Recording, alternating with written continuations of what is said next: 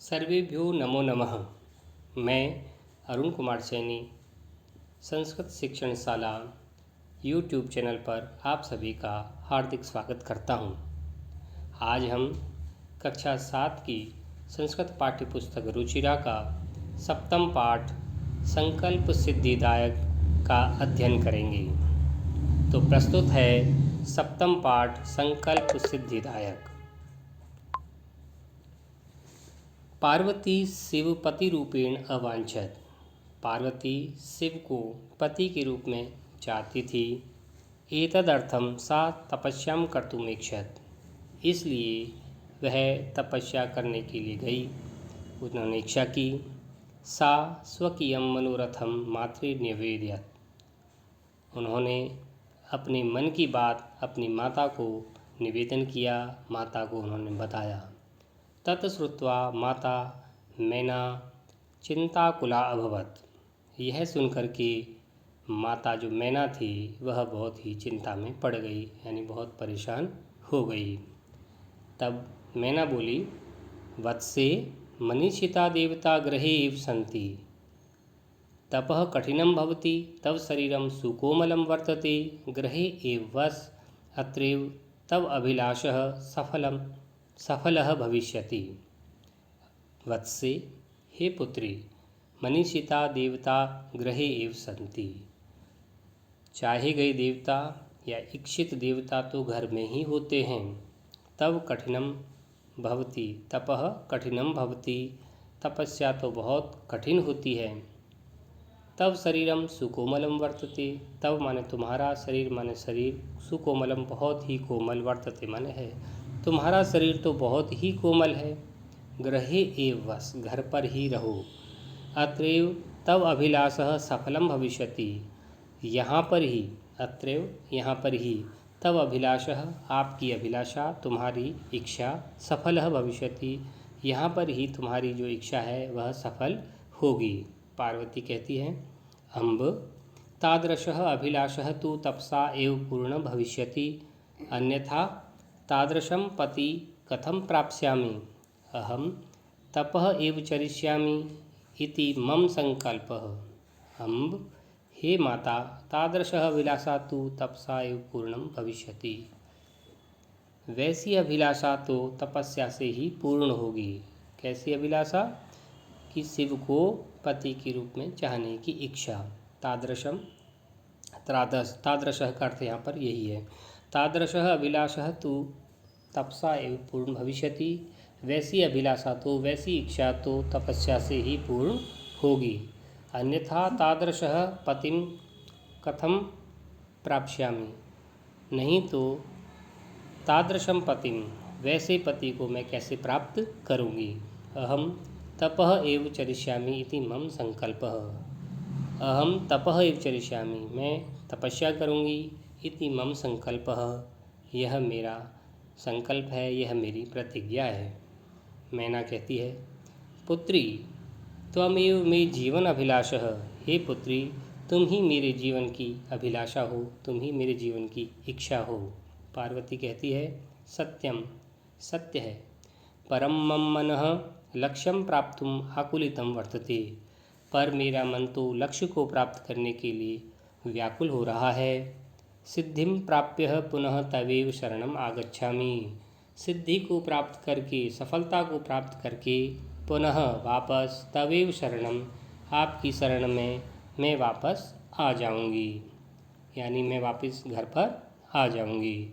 अद्यैव विजयया साकं गौरी शिखरम गच्छामि। अद्यैव, आज ही, विजया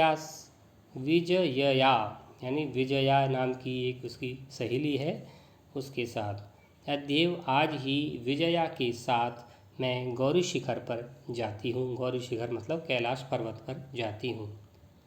ततः पार्वती निष्क्रामति। तब पार्वती वहाँ से निकल जाती है, यानी घर से वो चली जाती है। पार्वती मनसा वचसा कर्मणा च तपः एव तपति स्म।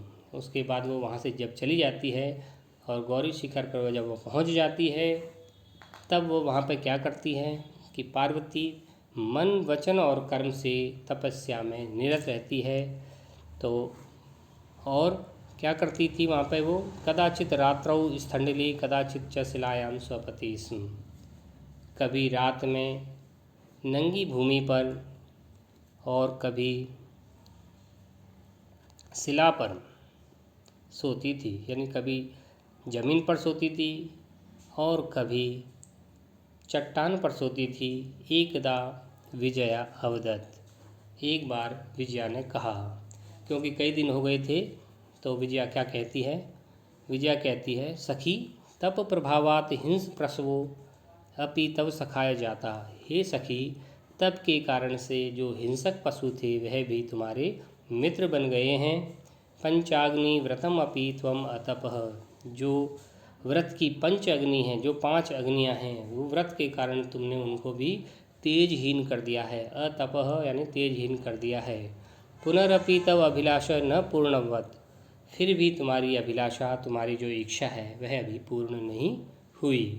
पार्वती कहती है, अयि विजय, अरे विजया, किम न जानासी, क्या तुम नहीं जानती हो?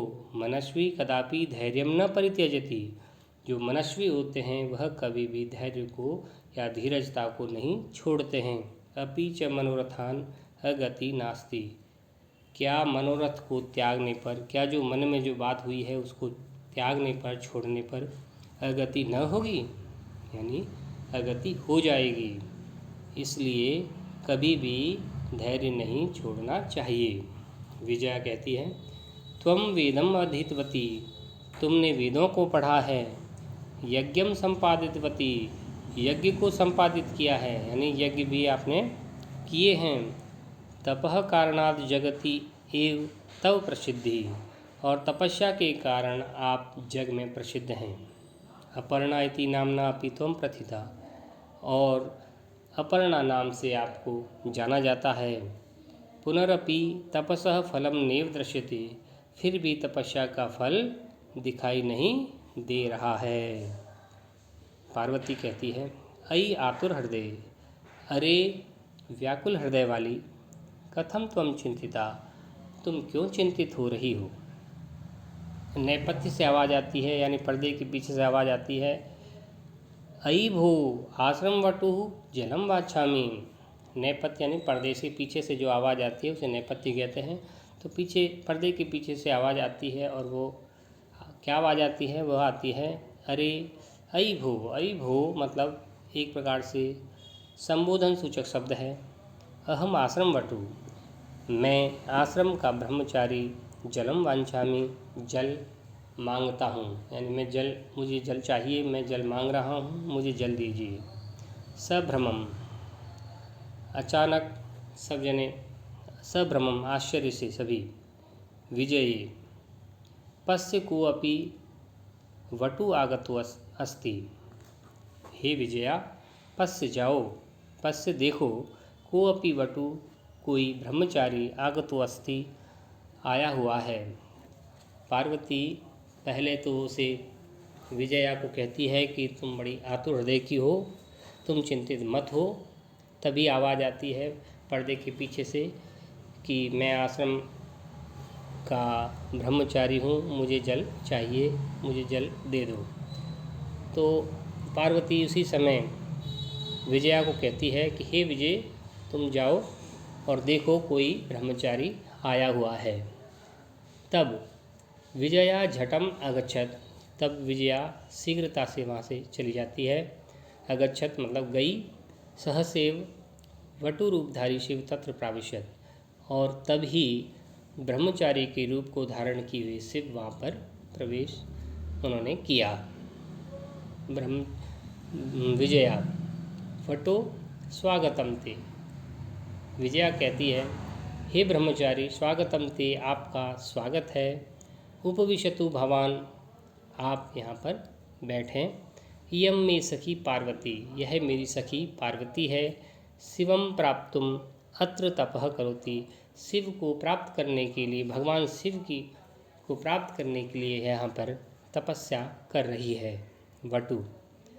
तब वटु बोलते हैं, ब्रह्मचारी कहते हैं, हे तपस्विनी, किम क्रियार्थम पूजोपकरणम वर्तते, हे तपस्विनी, किस क्रिया के लिए यानी किस कार्य के लिए यह पूजा सामग्री आपके पास में है। पूजोपकरणम, पूजा की सामग्री। स्नानार्थम जलम सुलभम, स्नान करने के लिए जल आसानी से सुलभ है। भोजनार्थम फलम वर्तते, और भोजन करने के लिए फल हैं। तू जानासी एव शरीरम अद्यम खलु धर्म साधनम, तुम तो जानती हो कि शरीर ही धर्म का साधन है। यदि शरीर रहेगा तो धर्म साधना कुछ भी किया जा सकता है। जब शरीर ही न रहेगा तो आप क्या करोगे। तो वटु ने उनको समझाया और पूछा भी। तो पार्वती तूष्णीम तिष्ठति, तब भी पार्वती ने कोई भी उत्तर नहीं दिया। वह तूष्णीम रही यानी चुप रही या मौन रही। पार्वती तूष्णीम तिष्ठति, पार्वती चुप रहती हैं। वटु कहता है, वापस प्रश्न पूछता है, हे तपस्विनी किमर्थम तपः तपसी, सिवाय। हे तपस्विनी, हे तपस्या करने वाली, किमर्थम किस लिए, तपः तपसी किस लिए तपस्या कर रही हो, सिवाय शिव के लिए।